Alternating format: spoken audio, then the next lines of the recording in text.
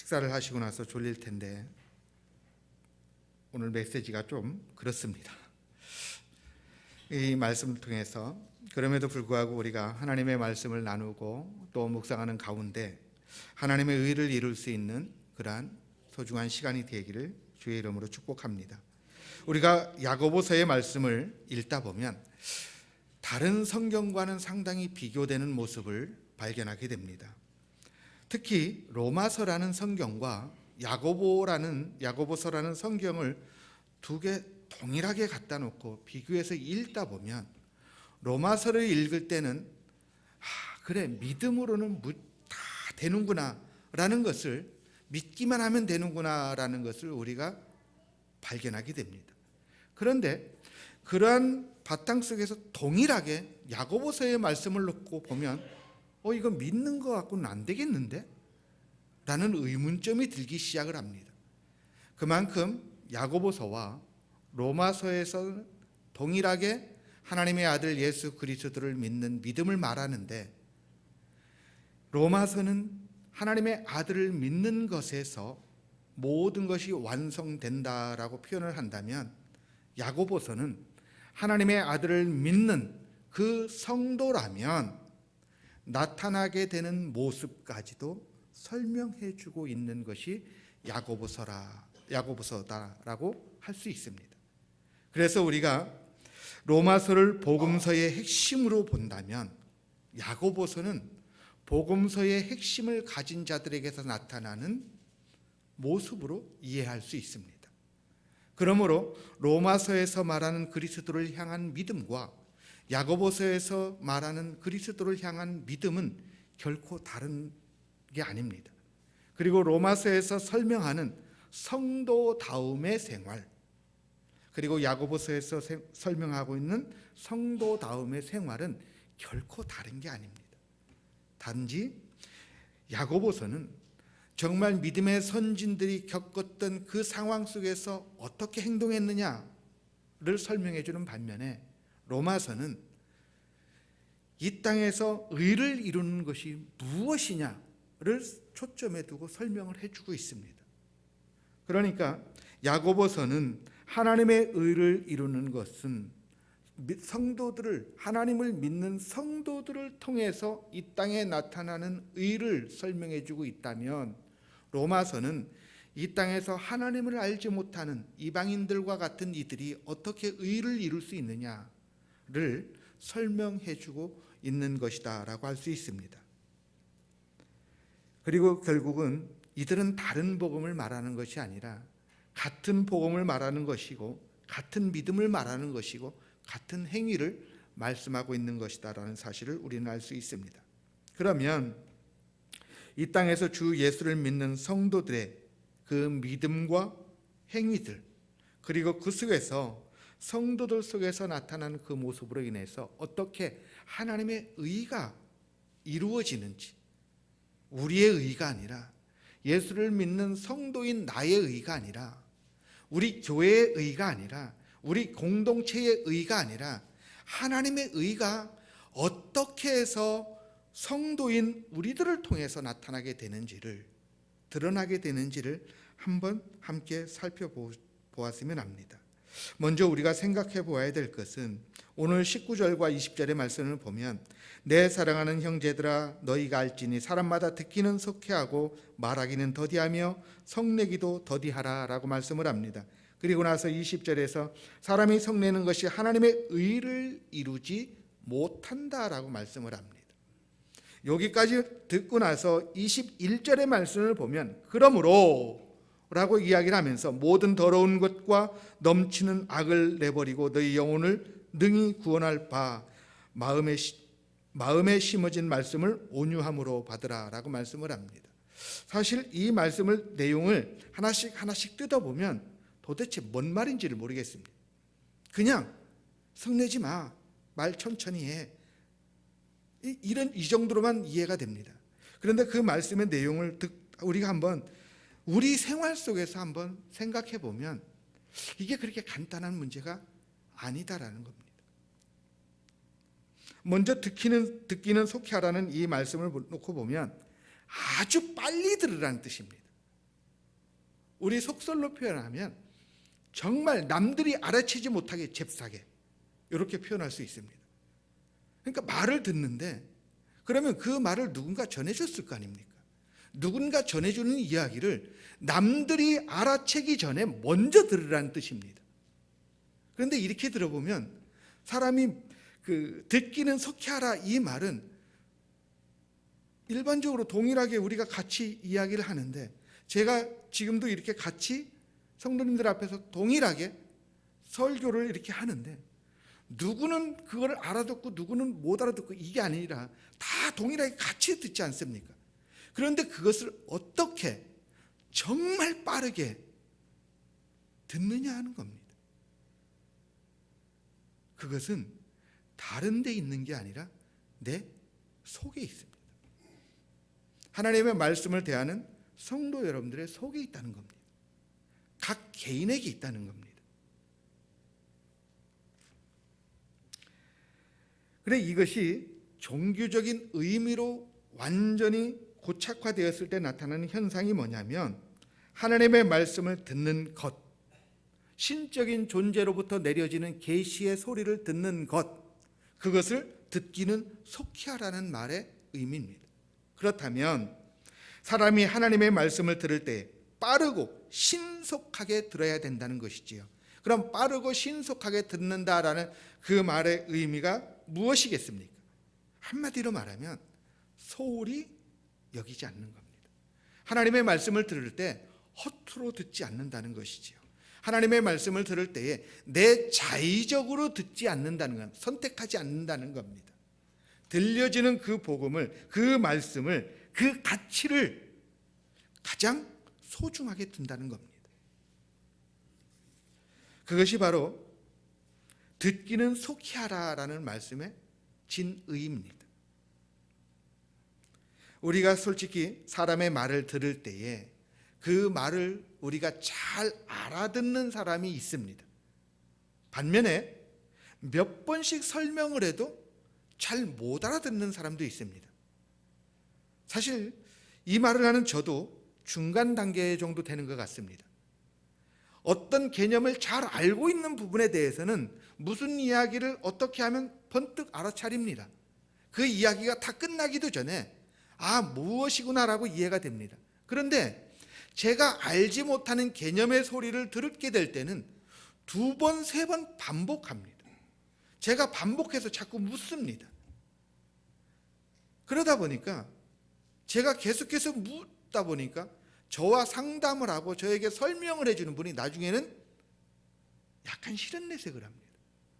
그런데 저는 그렇게 하는 이유가 있습니다. 왜냐하면 그분이 나에게 전달해주는 그것을 내가 오해하지 않고 허투루 듣지 않기 위해서는 그 본 말을 정확하게 제가 알아들어야 되기 때문에 그렇습니다. 그런데 어떤 때 보면 그 과정이 생략될 때 있습니다. 저도 모르게. 그러면 10중 8구 잊어버립니다. 그냥 지나쳐버립니다. 이것을 오늘 본문의 설명으로 들으면 신속하게 듣지 않은 겁니다. 제대로 듣지 않은 겁니다. 그런데 그럴 때 우리가 겪는 낭패가 얼마나 많습니까? 이 땅에서 우리가 살아가는데 사람의 말 속에도 사람의 말들과 그 관계 속에서도 내가 소홀하게 들음으로 인해서 당하게 되는 그 어려움이 난관들이 그렇게 많은데 하나님의 말씀에 대해서 듣는 것을 소홀히 여긴다면 그 결과적으로 주어지는 그 어려움은 어떻게 책임질 수 있겠습니까? 그래서 야고보가 말씀을 속히 들어라, 신속히 들어라, 그 가치를 내려놓지 말라고 말하는 겁니다. 그리고 나서 두 번째로 우리가 생각해 보아야 할 것은 말하기는 더디하라라고 말합니다. 이 말씀을 우리는 액면 그대로 보면 듣는 것은 속히 듣고 말하는 것은 침묵해. 말이 많으면 실수가 많은 거예요. 말을 하다 보면 자꾸 사람들에게 신뢰를 잃게 되니까 말을 하지 마. 말을 할 때는 한 번, 2번 생각해서 말을 해야 돼 라고 생각할 수 있습니다. 예, 맞습니다. 우리는 말을 할 때 정말 천천히 침착하게 해야 됩니다. 그런데 이 말씀에 말하기는 더디하라는 이 말씀의 맥락을 성경에서 정확하게 표현해 주는 문맥이 있습니다. 마태복음 10장 18절과 20절입니다. 제가 읽어드릴게요. 또 너희가 나로 말미암아 총독들과 임금들 앞에 끌려가리니 이는 그들과 이방인들에게 증거가 되게 하려 하심이라. 너희를 넘겨줄 때에 어떻게 또는 무엇을 말할까 염려하지 말라. 그때에 너희에게 할 말을 주시리니 말하는 이는 너희가 아니라 너희 속에서 말씀하시는 이 곧 너희 아버지의 성령이시니라 라고 말씀을 합니다. 예수님께서 제자들에게 너희가 나로 말미암아서 조금 있으면 곧 총독들과 임금들 앞에 너희가 잡혀가게 될 텐데 그 앞에서 너희가 우리가 가서 무슨 말을 하지, 무슨 핑계를 대지, 어떻게 이야기를 해야 실수를 하지 않지, 이런 고민을 할 수 있지 않겠습니까? 그 고민을 하지 말라라고 말씀하시면서 너희가 말을 하게 될 때에 너희가 말하는 게 아니라 성령께서 너희 속에서 할 말을 주실 것이다 라고 이야기를 합니다. 요 개념이, 제가 지금 말씀드렸던 요 개념이 너희는 말하기를 더디하라는 뜻입니다. 단순히 내가 말을 줄이고 말을 가려가면서 하라는 의미가 아닙니다. 자, 그렇다면 이 개념 속에서 우리가 우리 스스로를 한번 생각해 보면, 우리가 이 땅에서 예수를 믿고 하나님을 믿고 성도로서 생활하고 일반 가정이든 직장이든 어느 곳에서든 우리가 살아갈 때에 정말 우리가 말하기를 더디하는지, 마태복음의 10장의 말씀의 풀이에처럼 우리 속에서 말하시고자 하시는 그 성령님의 말소리를 드러내게 우리가 살아가고 있는지, 아니면 우리 속에서 하고 싶은 말을 하면서 살아가고 있는지 우리는 우리 스스로가 되돌아봐야 될 줄 압니다. 사랑하는 성도 여러분, 우리가 이 세상에서 내가 하고 싶은 말과 내가 주장하고 드러내고 싶은 그런 말들을 다 끄집어내게 낼 때에 거기에는 반드시 결여되는 것이 하나 있습니다. 그것은 바로 성령께서 하시고자 하시는 말씀이 사라지게 된다는 뜻입니다. 우리는 이것을 너무 신비적인 개념으로 이해를 합니다. 그러니까 성령께서 하시는 말씀의 이 개념을 너무 계시적인 개념, 신비적인 개념으로 이해를 합니다. 그러다 보니까 우리가 이 땅에서 일반적으로 살아가는 동안에 하는 말과 행동들에 대해서는 크게 절제를 하지 않습니다. 왜? 그것은 하나님께서 나에게 계시를 주신 것이 아니고, 그것은 하나님께서 나를 통해서 하나님께서 드러내시고자 하시는 말씀을 드러내는 게 아니라 그 개념으로 우리는 이해를 하지 않기 때문에 그렇습니다. 그러나 우리가 이 땅에서 말하기를 더디하라는 이 말씀의 의미를 놓고 보면 우리가 살아가는 삶의 현장 속에서 반드시 드러나게 되는 모습이 성령께서 드러내시고 하시고 싶은 말씀, 드러내고 싶은 말씀, 그것을 해내야 된다는 겁니다. 그러기 위해서는 어떻게 해야 되겠습니까? 사실 우리가 그러기 위해서 내가 하고 싶은 이야기, 내 속에 있는 말들을 막 전하고 싶은데 그것을 참으려면 어떻게 합니까? 그것을 안 하려면 어떻게 합니까? 간단합니다. 죽으면 됩니다. 그냥 죽으면 됩니다. 다른 방법 없습니다. 다른 요행도 없고요. 다른 지름길도 없습니다. 주 예수를 믿는 성도에게 있어서 하나님의 의가 드러내기 위해서는 그 주 예수를 믿는 성도가 죽으면 됩니다. 우리가 이 세상에서 우리 2020년도 표어도 소금이요 빛입니다. 주 예수를 믿는 성도가 소금이요 빛으로 살고자 하면 주 예수를 믿는 성도가 서 있는 그 자리에서 죽으면 됩니다. 그러면 그 빛은 죽은 성도에 의해서 하나님께서 더 밝게 비추어 가십니다. 내가 그 빛이 되어서 내가 빛을 비추겠노라. 한번 생각해 보시기 바랍니다. 성도 여러분, 예수님께서 등불을 가지고 산 위에다 올려놓으신다고 하셨잖아요. 그럼 산 위에다 올려놓으시고 온 세상을 밝힌다라고 말씀하셨습니다. 산 위에다가, 이것을 우리가 문자적으로 한번 이해를 해보면, 산 위에다 등불을 얼마나 많이 갖다 놔야 온 세상을 비출 수 있을까요? 불가능합니다. 그 산 위에 비추는 그 등불은 예수님 자신을 가리킵니다. 예수님께서 산 위에서 십자가의 골고다 언덕길에서, 그 산 위에서 십자가 죽으신 그 죽으심으로 인해서, 빛이신 예수님께서 죽으심으로 인해서 그 빛이 온 세계에 비춰진 것처럼, 주 예수를 믿는 성도가 소금이요 빛이라면, 그 소금과 빛이 죽음으로 인해서 온 세상에 그 빛이 비춰지게 된다는 겁니다. 그 개념이 갈라디아서 2장 20절의 말씀입니다. 사도 바울이 그러지요.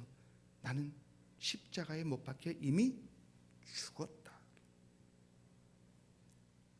그리고 나서 고린도 전서 15장 31절에 바울이 또 이런 말을 합니다. 형제들아, 내가 그리스도 예수 우리 주 안에서 가진 바 너희에 대한 나의 자랑을 두고 단언하노니 나는 날마다 죽노라 라고 말씀을 합니다. 이 모습이 이 세상에서 말하기를 더디하는 자에게 나타나는 필수적으로 요구되어지는 모습이라고 할 수 있습니다. 그러니 하고 싶은 말 못하고, 드러내고 싶은 거 못 드러내고, 나의 어떤 이 잘남이나 모든 것들을 내놓고도 싶은데 그게 안 되니 그 속에서 어떻게 해야 됩니까? 인내가 계속해서 쌓이게 되지요.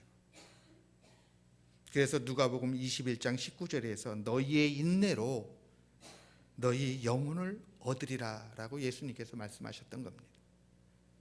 우리에게 인내가 없는데 영혼을 얻을 수 있겠습니까? 그럼 예수님께서 말씀하신 그 인내는 무엇이 되겠습니까?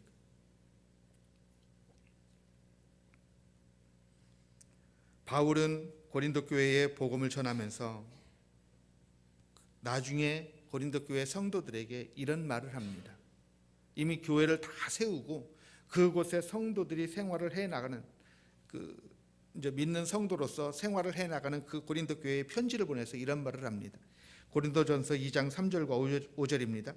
내가 너희 가운데 거할 때에 약하고 두려워하고 심히 떨었노라. 내 말과 내 전도함이 설득력 있는 지혜의 말로 하지 아니하고 다만 성령의 나타나심과 능력으로 하여 너희 믿음이 사람의 지혜에 있지 아니하고 다만 하나님의 능력에 있게 하려 하였노라 라고 말합니다. 바울이 얼마나 말을 잘하는 줄 아시죠? 바울은 스스로 사실 자기가 말을 언변이 좋지 못하다, 이 말은 조금 과장된 표현이기도 합니다. 왜냐하면 바울은 그때 당시에 수사학을 아주 잘 배웠던 사람입니다. 논리적으로 어떤 한 사안에 대해서 틀렸음에도 불구하고 그걸 수사적으로 잘 묘사를 해서 듣는 청중들로 하여금 그래, 바울이 말이 맞다라고 동의표를 던질 정도로 그 수사학을 배웠던 인물이 바울입니다. 가말리엘 문화생으로서요.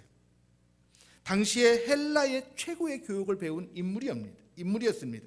그런 그가 내가 복음을 전할 때 사람의 말로 하지 않았다 라고 말합니다. 성령의 능력으로 행했다는 거지요. 성령의 말로 했다는 겁니다. 그게 뭐냐면 내가 말하기를 더디했다는 뜻입니다. 다음으로 우리가 생각해 보아야 될 것은 성내기를 더디하라라는 말씀입니다. 사실 이 말은, 성내다라는 말은 이 분노, 분개하다라는 말인데요. 이 성내다, 분노하다, 분개하다, 이 말의 원래 뜻은 이겁니다. 흥분하다, 의기양양하다, 나 자신을 뽐내답니다. 그러니까 성낸다라는 이 말을, 분노를 표출한다는 이 헬라어 말은 내 속에 있는 속에서 무엇인가 터져서 흥분하고 있는 거예요, 내가 지금. 그리고 내 속에 있는 어떤 것으로 인해서 많은 사람들 앞에 어깨가 으쓱해져서 의기양양해진 모습입니다. 그리고 또 하나, 봤지, 이게 나야 라고 해서 자신을 뽐내는 모습입니다.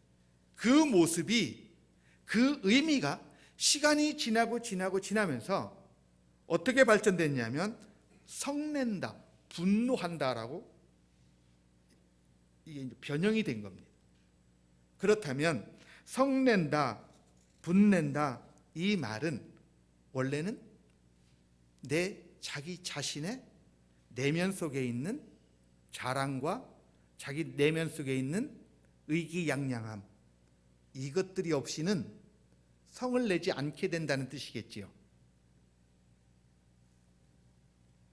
그리고 이 성을 낸다, 흥분한다라는 말은 원래 사람에게 쓰는 단어가 아니었습니다. 이 말은 원래 신적인 존재에게만 묘사하는 글이었습니다.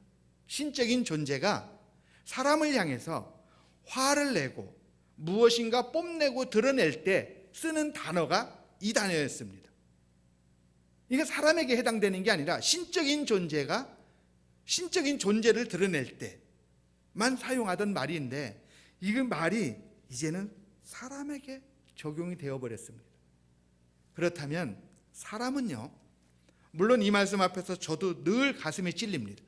사람은 사람에게 화를 낼 수 있는 자격이 없다는 겁니다.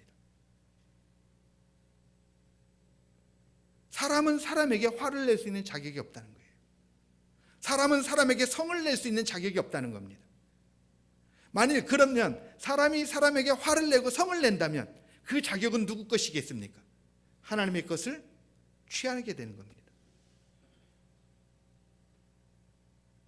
그런데 우리 사실 얼마나 많이 화를 냅니까? 얼마나 많이 분개하고요, 얼마나 많이, 그게 사실은 우리 게 아닙니다. 그것은 하나님의 겁니다. 하나님께서 왜 형제를 판단하지 마라, 정죄하지 마라고 하셨을까요? 판단하고 정죄하게 되면 거기엔 반드시 무엇이 따릅니까? 화가 따릅니다. 분냄이 나옵니다. 그건 너희 게 아니라는 겁니다. 그건 우리 게 아니라는 뜻입니다. 이렇게 사람이 어떤 성을 내고 분을 낼 때, 화를 낼 때 거기에 반드시 하나가 무너지는 것이 있습니다. 그게 뭐냐면 하나님의 의가 무너진다는 겁니다.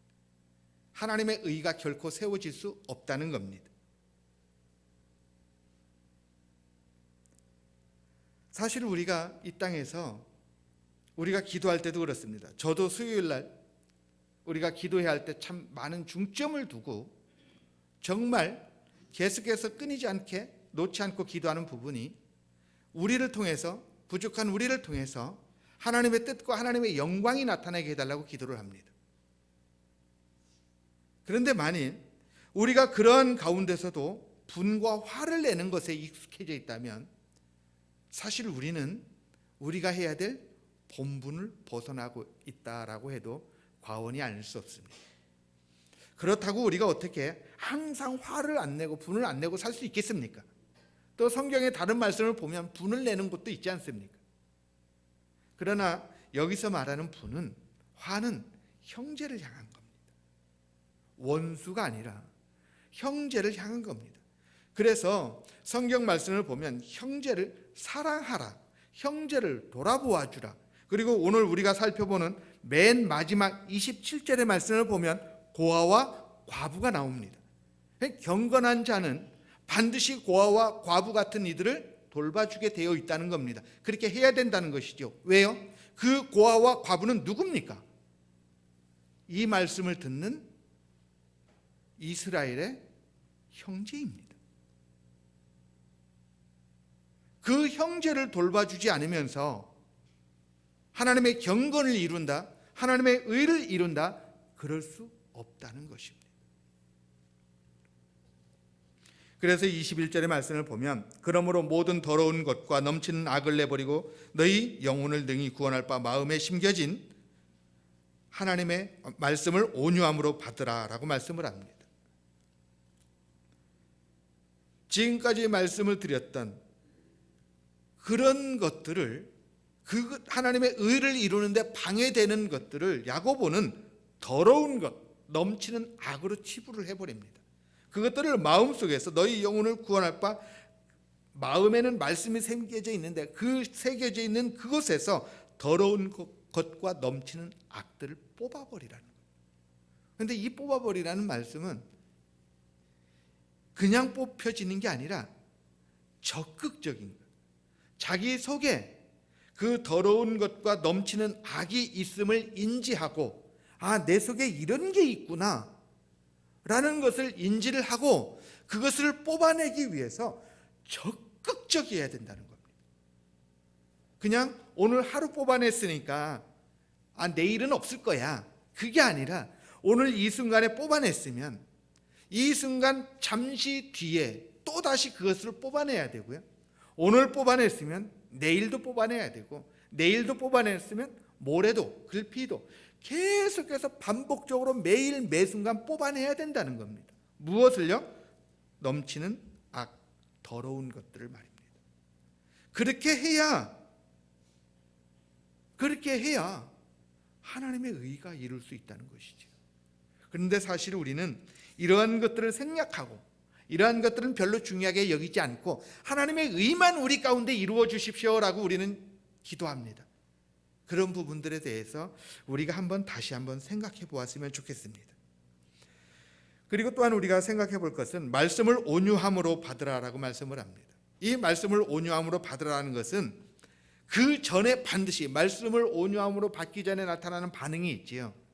그게 마음속에 있는 더러운 것, 악한 것들을 뽑아낸 다음에 말씀을 온유함으로 받으라라는 뜻입니다.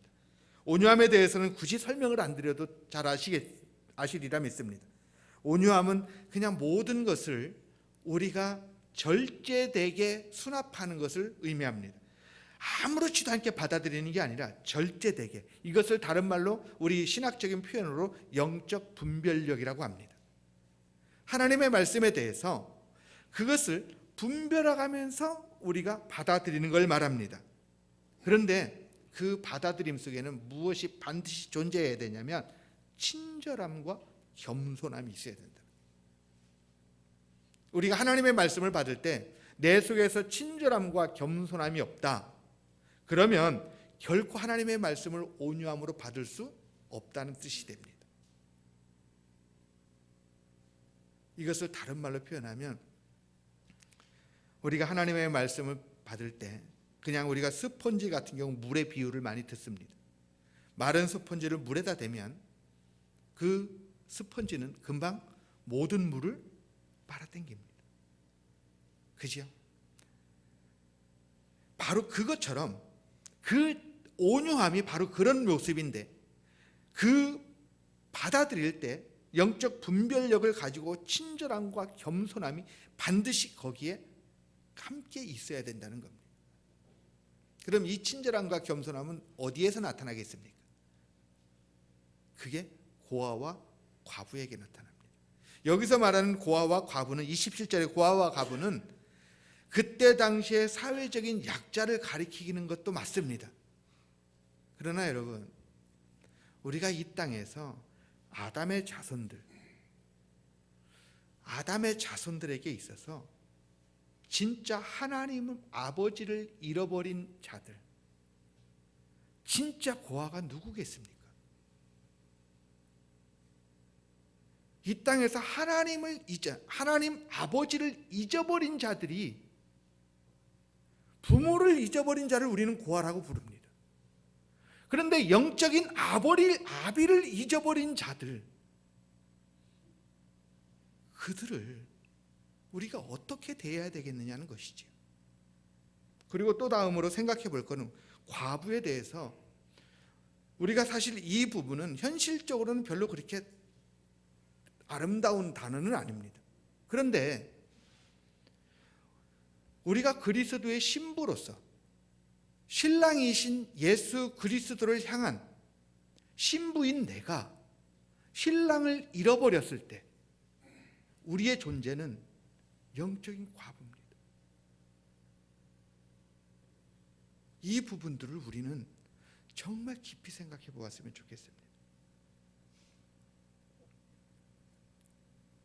그리고 이 온유함, 친절함, 그러니까 온유함으로 말씀을 받는 것에 대해서 성경에서 어떤 특정한 사건을 가리켜서 설명해 주는 말씀이 있습니다. 그게 이사야 11장의 말씀입니다. 이사야 11장 1절부터 9절의 말씀을 보면 이새의 줄기에서 한 싹이 나고 그 뿌리에서 한 가지가 나옵니다.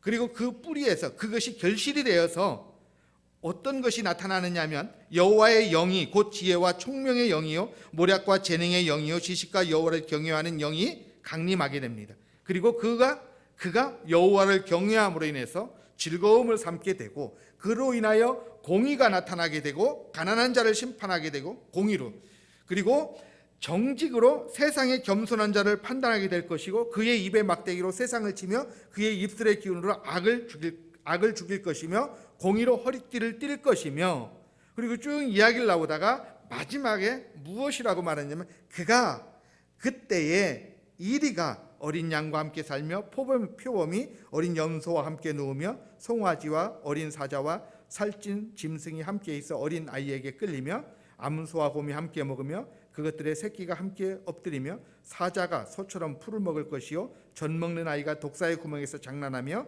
젖된 어린아이가 독사의 굴에 손을 넣을 것이라. 내 거룩한 산 모든 곳에서 해됨도 없고 상함도 없을 것이니 이는 물이 바다를 덮음같이 여호와를 아는 지식이 세상에 충만할 것입니다 라고 말씀을 합니다. 이 말씀의 의미가 바로 온유함으로 말씀을 받고 나타나는 친절함과 겸손함으로 맺혀지게 되는 결과물이라는 겁니다. 이 열매라는 겁니다. 그러면 진짜 이 땅에서 온유함과 친절함, 겸손함을 가진 이가 누굴까요? 원래 이 개념은 왕에게 적용시키는 개념입니다. 왕은 원래 어떤 친절함과 겸손함이 정말 국민들 가운데 세상 가운데 어떻게 나타나게 될까? 그럼 가장 높은 존재, 가장 높은 자, 겸손한 자는 일반적인 시민들이 갖는 겸손함을 말하는 게 아니라 모든 것을 가지고 있는 모든 권력과 모든 힘을 가지고 있는 그 존재가 어떤 특정한 진리, 어떤 특정한 공의, 정의를 드러내기 위해서 세우기 위해서 왕이 가지고 있는 모든 권한들을 내려놓고 일반 사람들이 보기에 저 사람 왜 저래? 저 사람 너무 겸손한 거 아니야? 라고 느끼는 그 자리까지 내려가서 그 사람이 그 자리에서 일반 시민들 앞에서 국민들 앞에서 무릎을 꿇고 무엇인가 일을 합니다.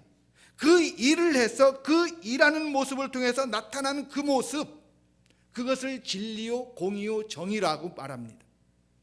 그것을 다른 말로 온유함으로 받는다라는 표현입니다. 그러면 이사야 11장 1절과 9절, 이 세상에 어떤 왕이 우리 역사상 하나님께서 이 세상을 지으신 역사상 이 세상에 어떤 왕이 어떤 신적인 존재가 자기의 모든 권한을 내려놓고 모든 인생들 앞에 무릎 꿇고 그 자리에서 손과 발로 무엇인가를 만들어서 어떤 결과물을 내어놓고 이것이 하나님의 공의고 하나님의 진리고 하나님의 정의입니다라고 선언해주고 가르쳐준 존재가 어디 있습니까? 예수님, 이새의 줄기, 이새의 뿌리인 예수님밖에 없습니다. 그것을 설명하는 겁니다.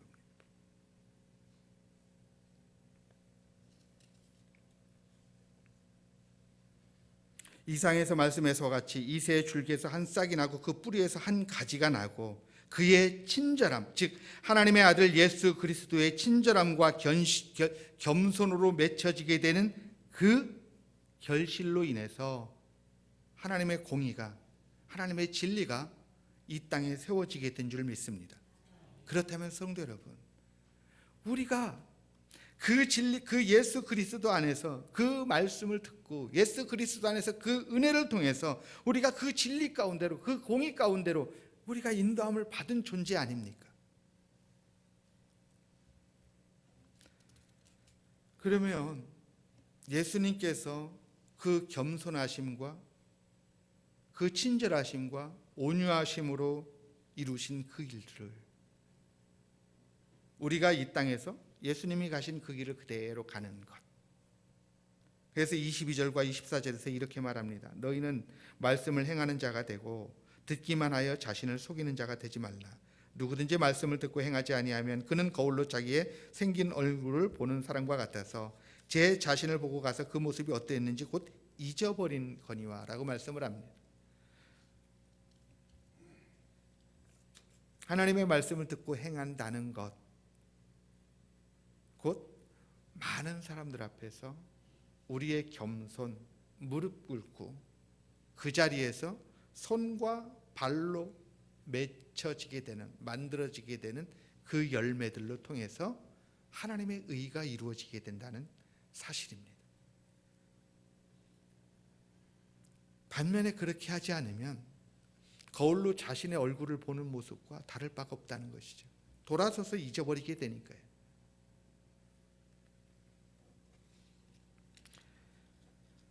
그래서 26절의 말씀을 보면 누구든지 스스로 경건하다 생각하며 자기 혀를 재갈 물리지 아니하고 자기 마음을 속이면 이 사람의 경건은 헛것이라. 하나님 아버지 앞에서 정결하고 더러움이 없는 경건은 아까 말씀드렸던 21절 22절 그 말씀과 맥락이 같이 갑니다. 더러움이 없는 경건은 곧 고아와 과부를 그 환난 중에 돌보고 또 자기를 지켜 새 속에 물들지 아니하는 그것이니라 라고 말씀을 합니다. 우리가 이 땅에서 하나님의 의를 이루는 것, 어떻게 보면 표면적으로 보면 우리가 무엇을 행함으로 무엇을 이룸으로 하나님께 의를 이루어 드릴 수 있다라고 생각할 수 있습니다. 그러나 그 전에 우리가 먼저 해야 될 것은 우리 자신을 지키는 겁니다. 우리 자신을 새 속에 물들지 아니하게 지키는 겁니다. 그리고 우리의 경건은, 나의 경건은, 우리 모두의 경건은 내 형제를 향한 그 모습 속에서 드러나게 됩니다. 이러한 말씀 앞에서 우리 사랑하는 성도 여러분 모두가 하나님의 의가 이루어지는 은혜가 있으시길 바랍니다. 말씀을 정리하고 마칩니다. 우리는 하나님의 의를 이루기 위해서 듣기는 속히 하고 말하기는 더디하여야 될 줄 압니다. 그리고 성내는 것 역시 우리는 더디하는 것이 아니라 하지 말아야 됩니다. 그리고 말씀을 받을 때에 온유함으로 받아야 됩니다. 그 온유함 속에는 모든 것을 수납하는 것도 있지만 절제됨 속에서 분별력을 가지고 친절함과 겸손함이 함께 배어 있다는 사실입니다. 그리고 자신의 모습이 어떠한 존재인지를 잊지 말아야 되지요. 나는 하나님 앞에 항상 겸손해야 된다라는 그 존재임을 잊지 말아야 된다는 겁니다. 그리고 우리 스스로 우리 혀에 재갈을 물려야 됩니다. 왜요? 내 입에 내 혀에 재갈을 물리지 아니하면 성령께서 하시고 싶어 하시는, 드러내고 싶어 하시는 말씀을 드러낼 수가 없기 때문에 그렇습니다. 그리고 마지막으로 정결하고 경건함으로 새 속에 물들지 않도록 우리 스스로를 더욱더 지켜나가는 하나가 되시길 바랍니다. 그리하여 마침내 하나님께서 이루시고자 원하시는 그 의가 사랑하는 성도 여러분들의 삶 속에서, 생활 속에서, 신앙 속에서 가득히 맺혀지는 은혜가 있으시길 주 예수의 이름으로 축복합니다. 기도하겠습니다.